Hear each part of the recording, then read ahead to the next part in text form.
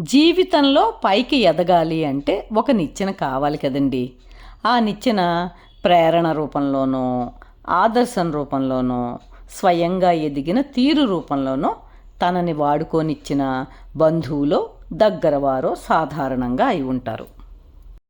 వారిని చూపించి, చూసి, అనుకరించి ఒక్కొక్క మెట్టు పైకి ఎక్కుతూ లబ్ధి పొంది గమ్యానికి చేరుకునే క్రమంలో మనిషి అవలంబిస్తున్న పద్ధతే చాలా బాధాకరమండి.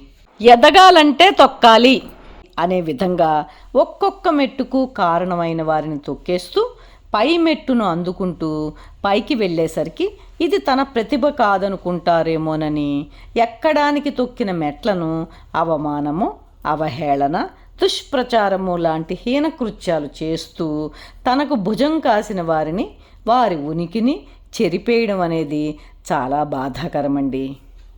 మనస్సు, మానవత్వం, ఆలోచన శక్తి కలిగిన జీవిని మనిషి అంటారు కదండి. ఇవి కరువైన వ్యక్తిని ఏమంటారా అని ఆలోచిస్తున్నానండి.